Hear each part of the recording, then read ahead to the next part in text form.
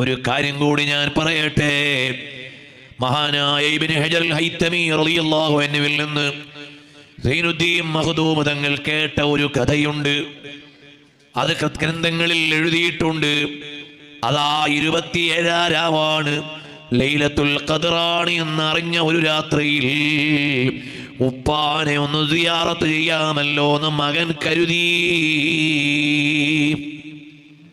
ഉപ്പാന്റെ ഖബറിന്റെ അടുക്കലേക്ക് ചെന്നു. അപ്പോഴതാ തൊട്ടപ്പുറത്തുള്ള ഒരു ഖബറിൽ നിന്ന്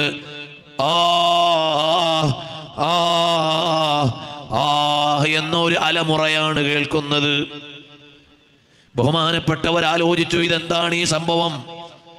ലൈലത്തുൽ ഖദറാണെന്ന അടയാളങ്ങൾ കൊണ്ട് ബോധ്യമായ ഈ പവിത്രതയുള്ള രാത്രിയിലും ഒരു ഖബറാളി എന്തേ നിലവിളിച്ചുകൊണ്ടിരിക്കുന്നത്? എന്താണ് ഇയാൾക്ക് സംഭവിച്ചു പോയത്? ഇതാരുടെ ഖബറാണ്?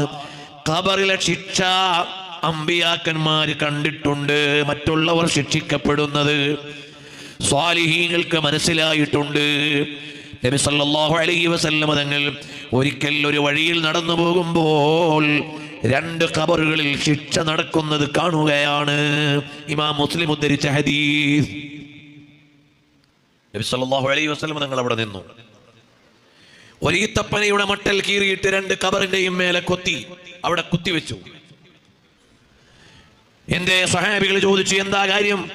അപ്പോൾ പറഞ്ഞു, അവർ 2 പേരും ഖബറിൽ ശിക്ഷിക്കപ്പെടുന്നുണ്ട്. വമാ യുഅദ്ദബാനി ബികബീരിൻ, വലിയ കുറ്റമൊന്നുമല്ല അവരുടെ ദൃഷ്ടിയിൽ അവർ ചെയ്തത്. വലിയ കുറ്റമൊന്നും ചെയ്തിട്ടല്ല അവർ ശിക്ഷിക്കപ്പെടുന്നത്. ജനങ്ങളുടെ ഇടയിൽ അത് വലിയ കുറ്റമായിട്ടൊന്നും തോന്നൂല.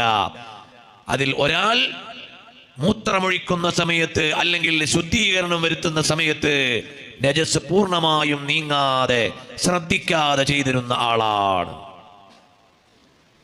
ഇന്നൊക്കെ നമ്മൾ പള്ളികളിലടക്കം നിന്ന് മൂത്രമൊഴിക്കാനുള്ള സംവിധാനമുണ്ട്. ആളുകൾ ഓടി വരും, മൂത്രമൊഴിക്കും, വേഗം വെള്ളം ഒഴിച്ചോ ടിഷ്യൂ ഉപയോഗിച്ചോ, എന്നിട്ട് വേഗം പോവും. മൂത്രം പൂർണ്ണമായി വാർന്നു പോയോ എന്നറിയില്ല. അങ്ങനെ വരുമ്പോൾ നമ്മൾ തിരിച്ചു നടക്കുമ്പോൾ യൂറിൻ ഡ്രോപ്സുകൾ നമ്മളുടെ വസ്ത്രത്തിലാകും, നജസായി ഫുൾ ടൈം നമ്മൾ നജസിലായിരിക്കും. അപ്പോൾ മൂത്രമൊഴിക്കുന്ന സമയത്ത് പൂർണ്ണമായും വാർന്നു പോയതിനു ശേഷമേ കഴുകാവൂ, അല്ലെങ്കിൽ നജസ് ബാക്കിയാവും, നിസ്കാരം ശരിയാവില്ല. ഇത് പാൻസ് ഒക്കെ ഉപയോഗിക്കുന്ന ചെറുപ്പക്കാർ പ്രത്യേകിച്ച് ശ്രദ്ധിക്കേണ്ട കാര്യമാണ്. മൂത്രം പൂർണ്ണമായും വാർന്നു പോകാതെ കഴുകിയാൽ പ്രിയമുള്ളവരെ, നജസ് നമ്മുടെ വസ്ത്രത്തിൽ ബാക്കിയാവില്ലേ? നജസിൽ നിന്ന് ശുദ്ധിയായിരിക്കൽ